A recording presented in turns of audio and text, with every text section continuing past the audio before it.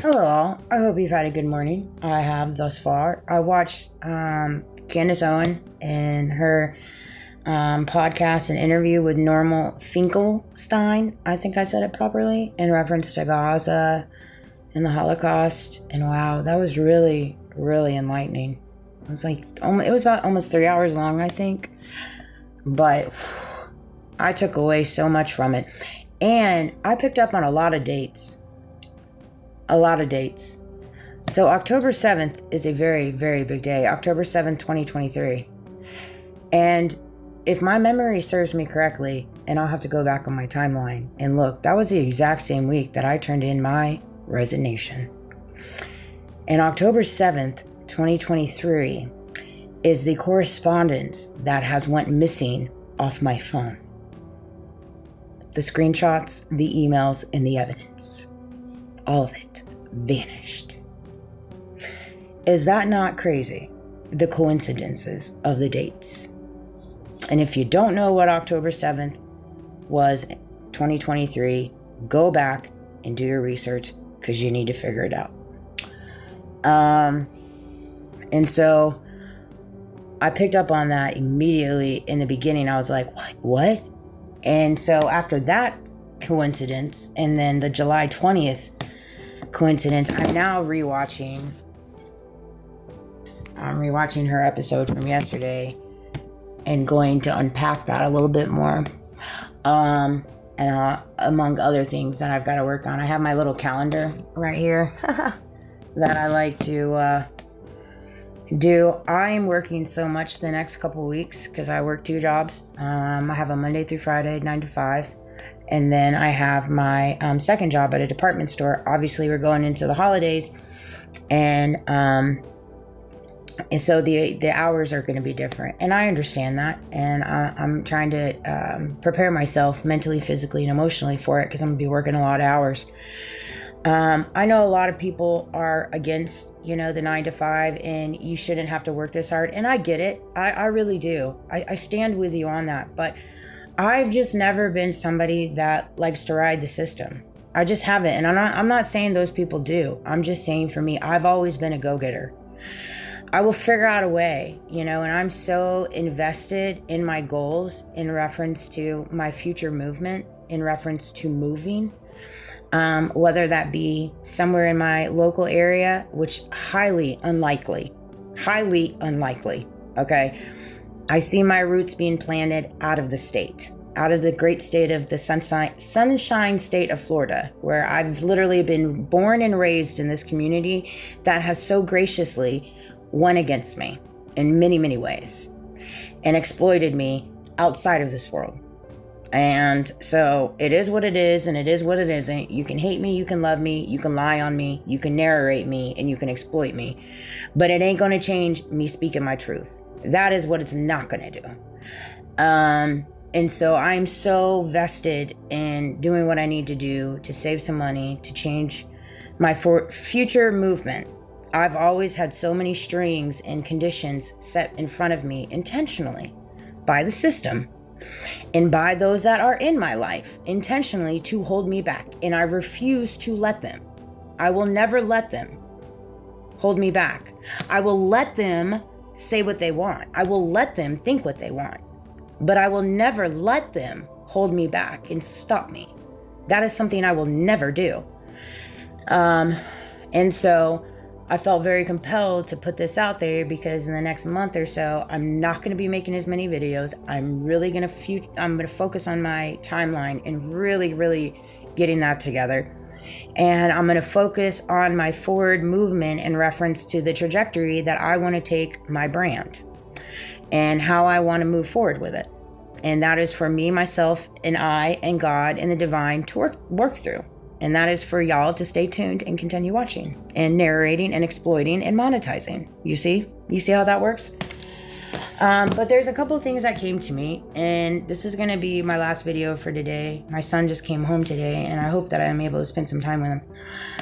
Parenting someone else's child is a big no-no. That is a big no-no. I don't know why we live in a world, in a culture right now where other people feel like it's their right and their duty, even in the school district, to parent other people's children. And I get it. You're going to have children with major disciplinary issues.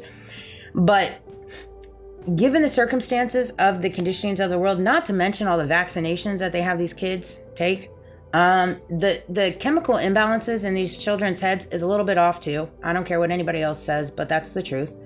And you have, a lot of different factors, but when it comes to parenting other people's children, you just have to be careful with that. That's a big no-no. I know for me personally, whether my kid is right or wrong, I always got his back. I'm always going to jump to his defense. I will parent him. And has my parenting been the best? Absolutely not. Is there discipline that I could have done better? Absolutely. But again, I'm his parent. That is my child. It's not anybody else's. And it's not anybody else's job. And it's not my job to parent your children. It's not my job to judge you neither. And I don't judge people like that. But for some reason, we live in a world where people like to judge that. And if you find yourself on the fence where you're in a glass house judging other people and how they parent, i.e. my ex-boss, well, then that's something you're going to have to wrestle with. That's just not your job. It's really not. So there's that nugget for you.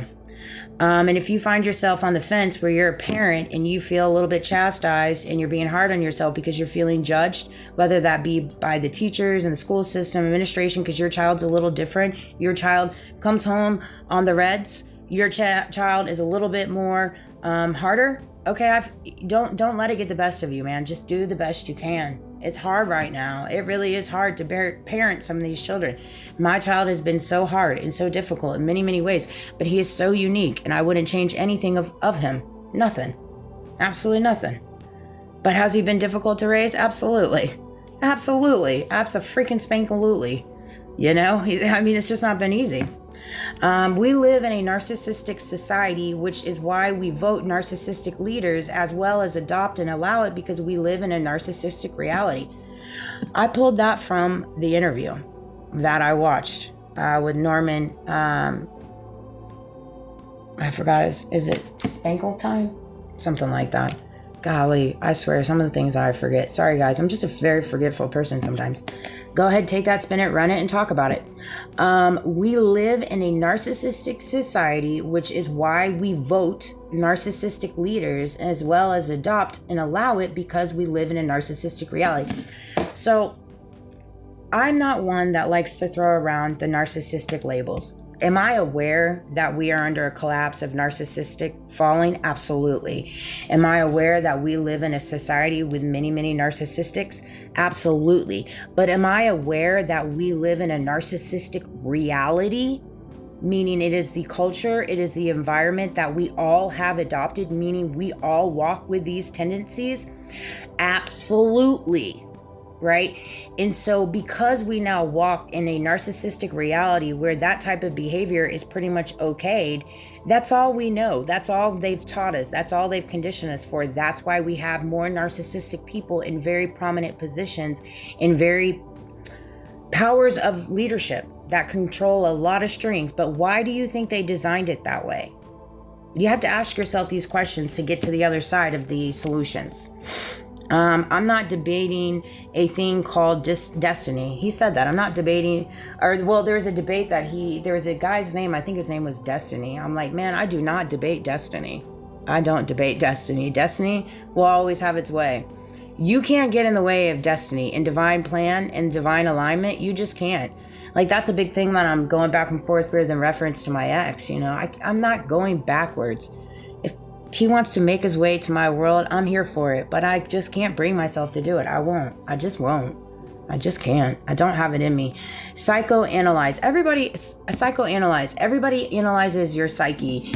I have been so psychologically analyzed because of how I operate and the things that I've been able to overcome and the attacks that haven't worked on me. They analyze me. I know they're looking at me with a magnifying glass, trying to figure it out. You ain't never gonna figure it out. And if you're doing it in the dark, just come and ask me. Come put those things in my brain. I'll help you out there. Since leaders don't wait to case the problems, face first the situation, keep being situations. Exactly. The leaders automatically, because they're aware that the problems that they create are actually not factual and they don't have evidence, that's why the situation just arises, because they control the outcome. Like, for example, with me, there was no evidence, and that's why it was presented the way that it was. That's why they tried to create evidence. But there is no evidence. But that doesn't matter with people that have a lot of money.